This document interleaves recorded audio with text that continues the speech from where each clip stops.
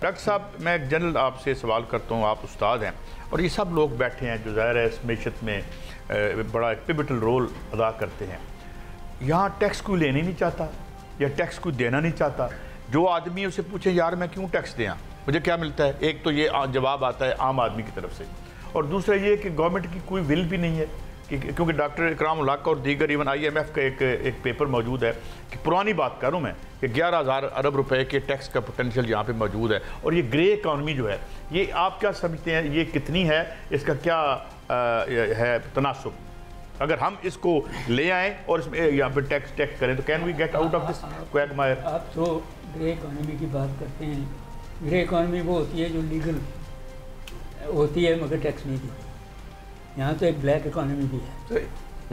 یہ جو real estate میں پیسے MST لے کے وہ بلیک اکانومی کے ہیں، اسمگلنگ کے ہیں، رشوت کے ہیں and such forth. Grey economy میں آپ کو پتہ نہیں لوگ میرے سے ایگری کریں یا ڈس ایگری کریں، 32,000 منیمم ویج ہے.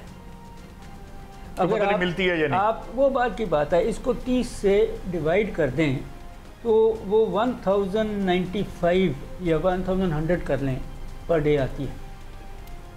آپ نے 4 لاکھ روپے کیا ہوا ہے کہ اس سے نیچے ٹیکس نہیں ملے گا. اس کو 365 سے ڈیوائڈ کریں تو وہ بھی تقریباً اتنی آتی ہے.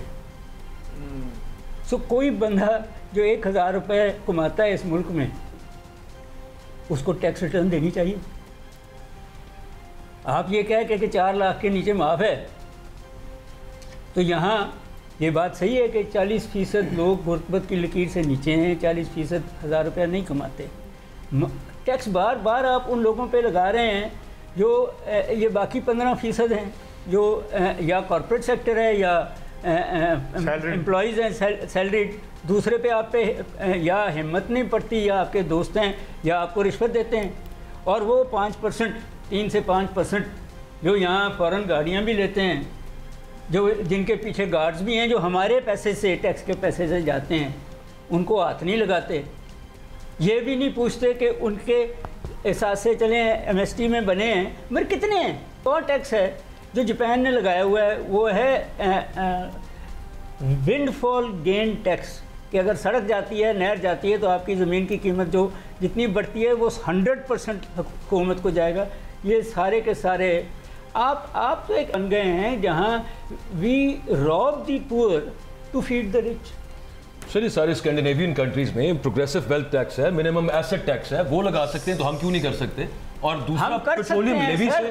مگر اور یہ جتنے حکمران ہیں، بہت سارے لوگ اپوزیشن میں، زیادہ تر حکومت میں، کس پہ کیس نہیں ہے کرپشن؟ کون اس ملک میں پچھلے 30 سالوں میں کس کو سزا ہوئی؟ میں سر سٹارٹ بالکل یہیں سے کر رہا تھا. جب ہم ٹیکس موبلائزیشن کی طرف آتے ہیں تو وہاں پہ اسٹیٹ کی ریٹ کا بھی بڑا مسئلہ ہے ڈاکٹر اکرام صاحب. اب معاملہ یہ آتا ہے کہ یہاں پہ آپ کو پتہ چلتا ہے ریل اسٹیٹ والا. اچھا ایگریکلچر کی طرف آتے ہیں.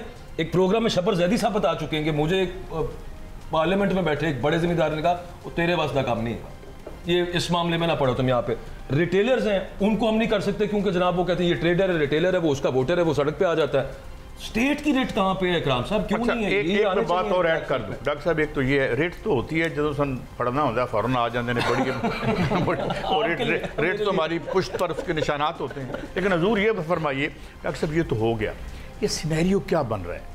یہ بھاگ رہے ہیں، پرائم منسٹر صاحب ادھر جا رہے ہیں دبئی، رول اوور کر دیو، پیسے پکڑو. اور now as you said in the last interview جب میں نے آپ کا کیا کہ we have become a now interest serving economy. یہ کیا بن رہا ہے؟ یہ قیمتیں کہاں جائیں گی؟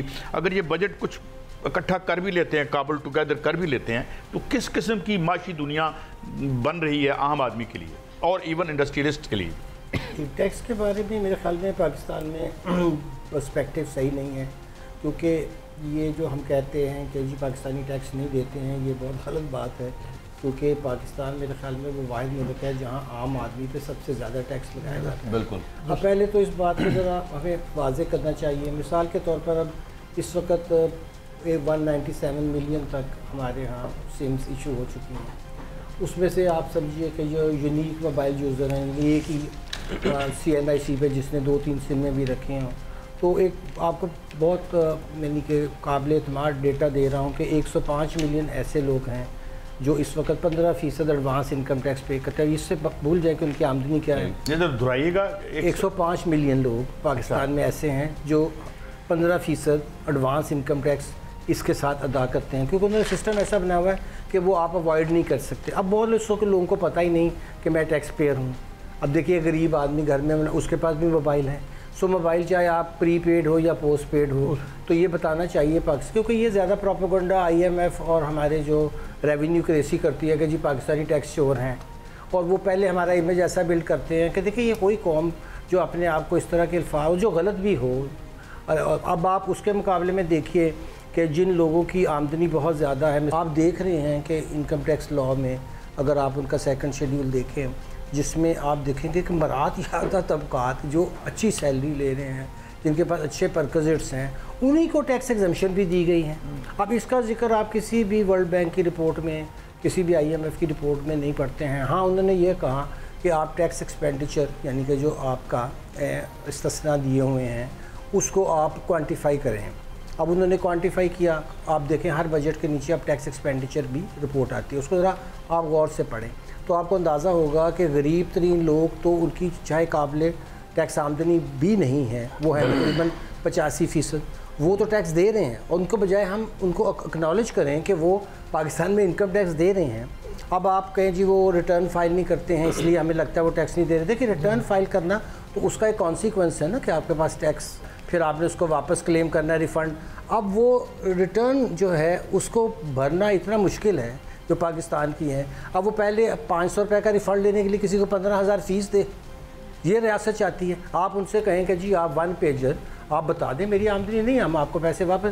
اگر ریاست اپنا اعتماد, آپ جو ہم بات کر رہے تھے کہ اس ریاست کا بہت بڑا مسئلہ کیا ہے کہ میں کسی سیاسی پارٹی کی بات, میں ریاست کی ایز اے ہول ذمہ داری کی بات کر رہا ہوں کہ اس نے اپنے عوام کو یہ سمجھا ہوا ہے کہ ہم ان سے جو مرضی ٹیکس لے لیں, ان کو اس کے بدلے میں کچھ بھی نہ دیں. جو ریاست کا ابھی تو کوئی سوشل وہ بھی سر صرف انہی سے کہ جن کی جو ہے نا منیمم وہ کہہ لیں آپ جو بریکٹ رکھی ہوئی وہ $150 کمانے والا, کوئی دنیا میں ایسا ملک ہوگا جو $150 پر منتھ کمانے والے سے ایکویلنسی دیکھ لیں تو وہی بنتی ہے نا. اب دیکھیں آپ ان کو واپس ہی کر دیں. چلیے اگر آپ نے یہ موڈ رکھا ایک طرح سے کہ جی یہ تو ہم نے ایک میئر کے طور پر کہ جی ہر ایک سے 15% لے لیں, پھر دیکھ لیں اس کی جو صلاحیت ہے ٹیکس پے کرنے کی.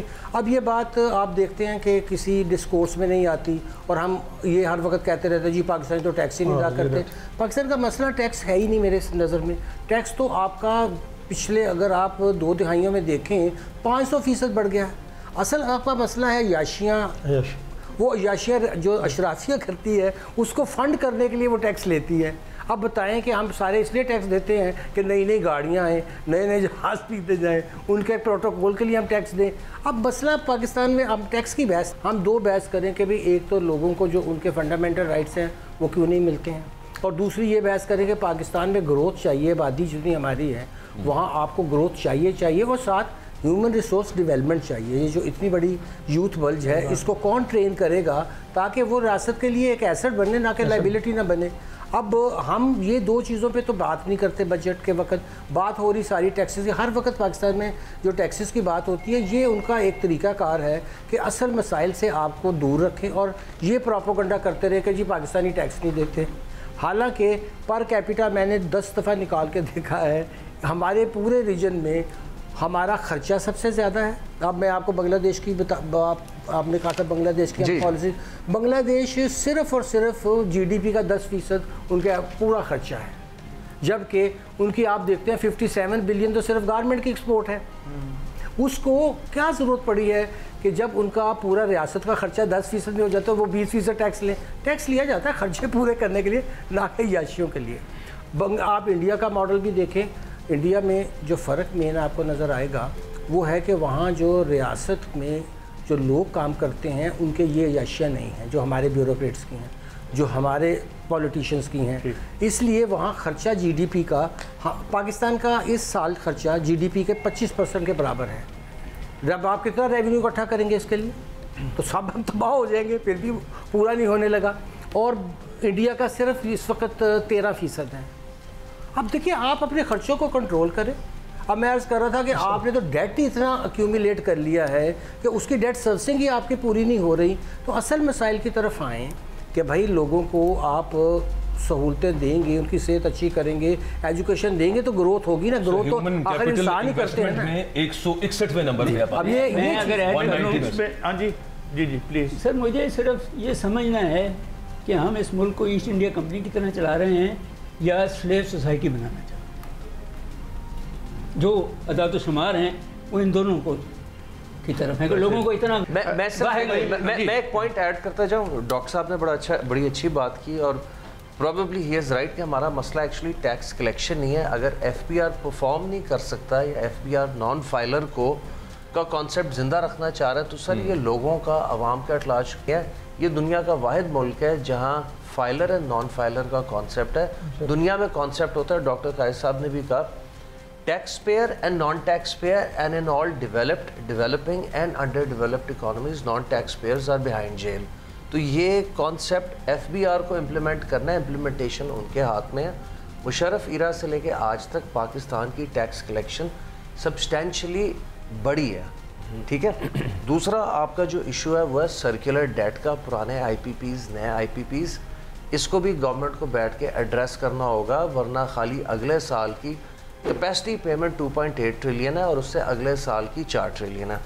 تیسرا سر ہمارا ایک جو بڑا سیریس مسئلہ ہے, ہمارے پاس یا ایگریکلچر ہے یا سروسز ہے. ہم نے بیچ میں کبھی انڈسٹریلائزیشن اور کیپٹلزم کو ترجیح نہیں دی.